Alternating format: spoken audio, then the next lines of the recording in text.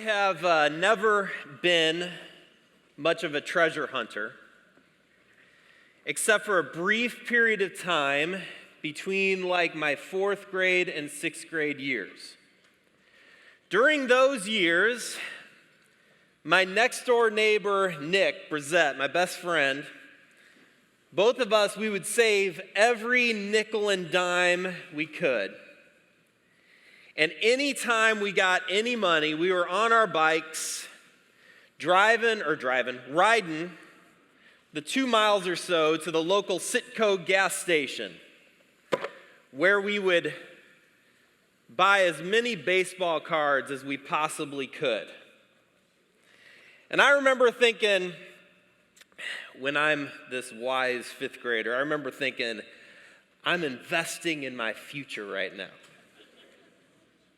When I'm an old man, like, in my 40s, I'm going to be sitting on this pile of wealth. I had these dreams of thousands, maybe even tens of thousands of dollars worth of baseball cards. If I just buy enough cards and save them and take care of them, I'll be sitting on this great treasure, looking through there's George Brett. That's a nice one. Looking through these baseball cards, what a waste. Now I have this giant tub of baseball cards sitting in my basement, worth literally tens of dollars. Both of our parables this morning are about the search for treasure, or at least the discovery of treasure. The parables are pretty short, just a few verses long in the text. But both are about the discovery of a great treasure. Now, there's some differences between the two stories. The first story is about a man who has no agenda. He's just living his life, minding his own business, just going about his daily tasks, just going about his work. And then, without really even trying, he stumbles across this treasure of immense value. The second guy is different. The second guy, he seems to have dedicated his entire life to finding this great treasure. He knows everything about it. He's an expert.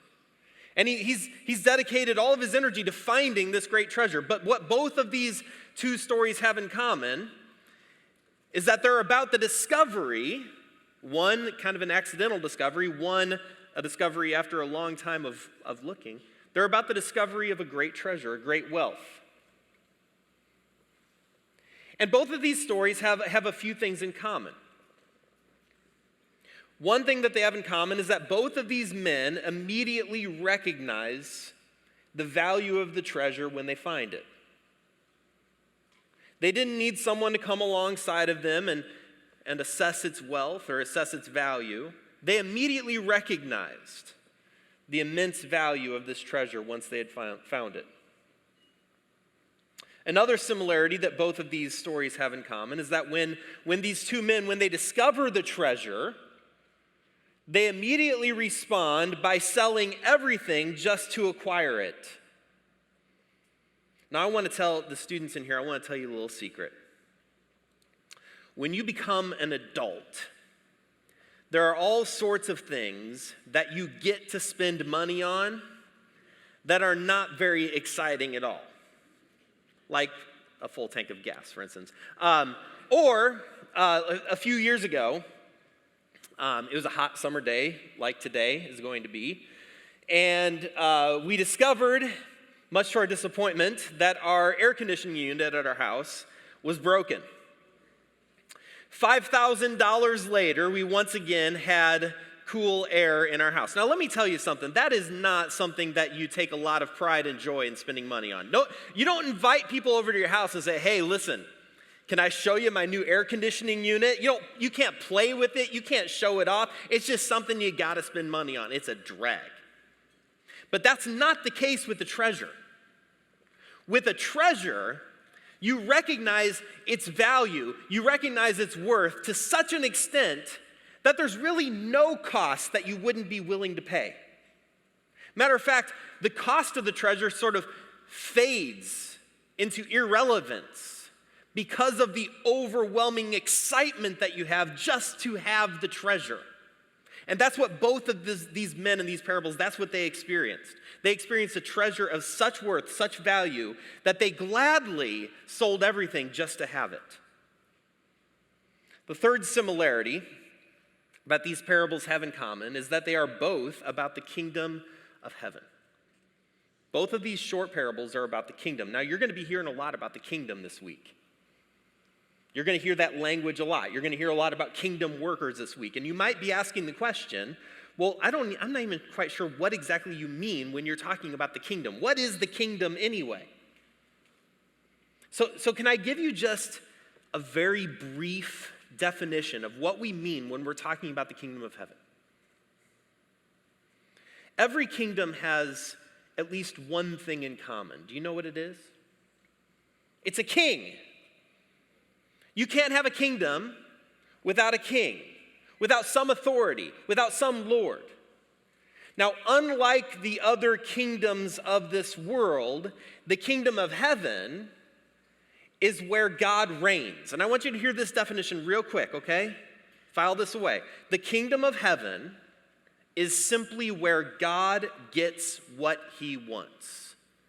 The kingdom of heaven is where God reigns. And because God is reigning, because God is in control, because God is in charge, it is in the kingdom where you and I experience true peace, true hope, true community.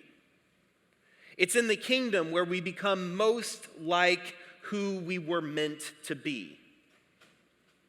And we enter into that kingdom when we accept the work and the authority of Jesus.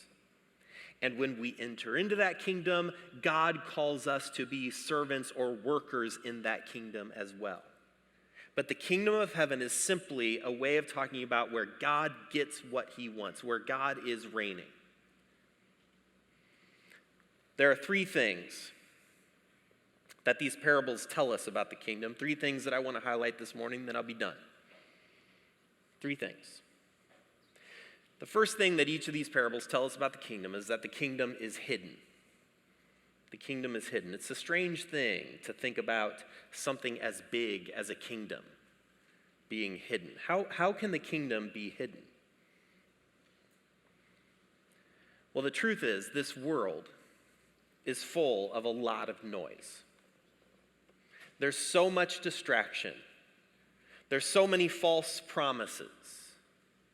The kingdoms of this world are loud. I ended up buying this whole set of baseball cards.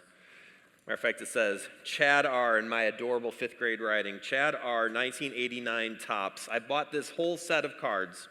And the reason I did that is because I wanted this one card, and I couldn't get this card just constantly going to the gas station with my neighbor Nick. And so I got frustrated enough that I just bought the entire set. And the one card that I wanted was right here. I know you can't see it, but this is Ryne Sandberg, okay? Now, I grew up in the Chicago suburbs. My favorite baseball team was and is the Chicago Cubs because I'm a Christian. Oh, wait, what? My favorite baseball player was Ryne Sandberg. That's also what this shirt is about, too. So Ryne Sandberg was the original 23 in Chicago sports, and his nickname was Rhino. And I really wanted this card, and I was convinced that if I could just get this card, I'll be set. Okay, if I just get this card, it'll have this immense value, this immense worth. I just wanted this card above all else.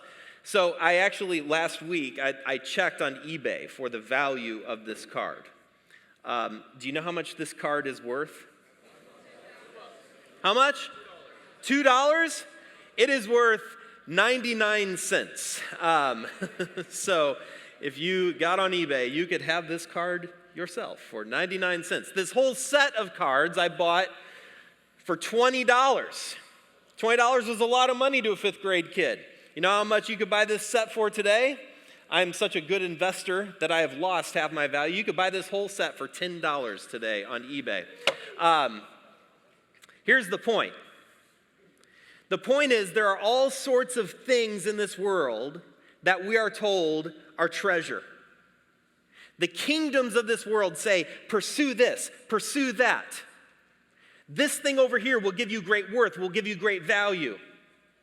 The kingdoms of this world say, this will give you purpose. And you'll pursue those things, and you'll try to find those things, and you'll be disappointed time after time after time.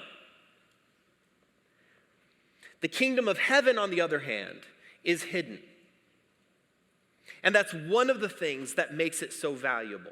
That's one of the things that makes it so precious. The kingdoms of this world are loud and giving us all sorts of false promises. The kingdom of heaven, on the other hand, is hidden, but is of great value, of great worth. And that's the second point. The second point is not only is the kingdom hidden, the second point is that the kingdom costs everything. The kingdom will require everything from us. Notice that neither one of these men in these parables earned the treasure. They didn't earn it. But when they discovered it, they gave up everything just to have it. And it's the same way with the kingdom of heaven. We don't earn the kingdom. We don't enter into God's kingdom because of the things that we've done, but only because of the work that Jesus has done on our behalf. But once we discover that treasure, it requires that we surrender everything to have it. And I know that's a hard message to hear. We'd rather have the treasure, wouldn't we? We'd rather have the treasure without the sacrifice. We'd rather negotiate or talk the price down. We'd rather get the kingdom at a discount. But the fact of the matter is, you don't get the kingdom of heaven in the discount bin. I mean, imagine this scenario. Imagine that my family and I, we inherited the Mona Lisa. You know what the Mona Lisa is, right? We somehow or another, we come to inherit the Mona Lisa. It's just given to us, all right? Now, what would we do next? Would sell it, maybe. I'm not going to sell it. It's a priceless treasure. No, would I walk around my house trying to find some place where the Mona Lisa fits? Would I walk around my house trying to figure out where am I going to hang this priceless work of art? Am I going to hang it in the living room? Am I going to hang it in my bed? Where am I going to hang this priceless piece of art? No, I wouldn't do that at all, actually. I wouldn't just walk around the house trying to figure out a place where the Mona Lisa fits. Okay, is it going to hang next to the Live, Laugh, Love picture? My wife has all these Hobby Lobby. Walk into the kitchen, you see a wall art that says eat. Yes, I know. That's what we do in the kitchen. We eat. So we're going to hang the Mona Lisa next to the giant sign that says eat. I don't think so. You know what I'd likely do if I inherited something as precious as the Mona Lisa? I would very likely orient I wouldn't find a place to fit the Mona Lisa. I would orient my entire house around the Mona Lisa. I would probably have to build an entirely new house just to center it on this priceless work of art. You know why some of you are frustrated with Jesus? You know why some of you are frustrated with religion? Why some of you are frustrated with discipleship? It's because you're just trying to find some place to fit it into your life. You're walking around with this treasure of the kingdom of heaven, and you're just trying to figure out, where does it fit? I'm not sure. Maybe it fits over here, maybe it fits over there, and we can't really find a place to. The reason why you can't find a place where the kingdom fits is because the kingdom wasn't intended to fit into your life. The kingdom was intended for you to center your entire life on that kingdom. You fit into the kingdom. The kingdom of heaven costs everything from us. We give everything of ourselves to the kingdom. That's how valuable and precious it is. And that leads to my last point. My last point is that the kingdom is worth it. It costs everything, but it's worth it. Matter of fact, it's the bargain of a lifetime. Matthew 6:33, another passage earlier on in the Gospel of Matthew, Jesus says this, and he says this in the context of he's talking about anxiety, worry. He says you're worried about all sorts of things. And he says in Matthew 6:33, he says, seek first the kingdom of God. Seek first his kingdom and his righteousness, and all these other things will be given to you as well. Put the kingdom first. Make the kingdom your priority, and all of these other things will fall into place. All of these other things will take care of themselves. Put the kingdom first. The Apostle Paul, in the book of Philippians. Now, you might know Paul's story.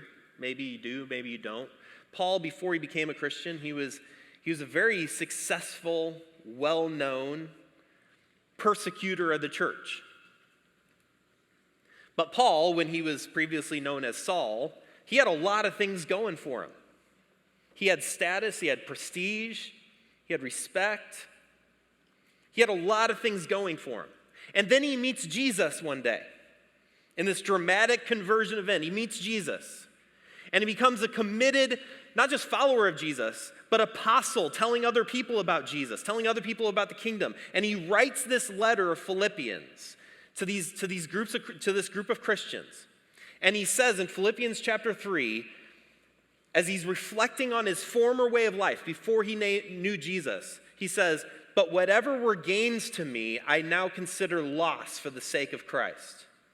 What is more, I consider everything a loss because of the surpassing worth of knowing Christ Jesus my Lord, for whose sake I have lost all things. I consider them garbage that I may know Christ. I consider them garbage. He realized that everything about his previous way of life, everything that he took pride in, everything that gave him meaning and purpose, all of that, the top of the hill that he was sitting on was just ultimately nothing but garbage compared to the surpassing knowledge of knowing Jesus. Paul is telling us there that there's nothing in this world of greater worth than knowing Christ. So I want to talk to two groups this morning. I want to challenge two groups this morning. The first group I want to challenge are those of you who are just trying to find a place to fit Jesus in your life. Maybe you've been following Jesus for some time. Maybe you've been brought up in the church and you've believed in Jesus for as long as you can remember, but you're still just trying to find a place where Jesus fits. Can I tell you this morning, if you are in that group, I want you this week to stop the search. Stop the search. You have found this treasure of unsurpassed value. You have found this treasure in Jesus. Stop searching for other treasure. Stop searching for all those things that this world tells you are worthwhile and meaningful. Stop the search and give yourself fully over to Jesus this week. But there's another group in this room that I wanted to talk to as well. I know there are students in this room who have yet to begin the search. And you're sort of like the guy in the first parable. You're just minding your own business, going about life. I want to encourage you this morning to begin your search. To begin your search. To search for that treasure of great value. To open up the possibility, to open your heart, to open your mind to the possibility that Jesus has something in store for you this week. So to that group, I want to say, bring down the wall. Start your search this week. Let's pray.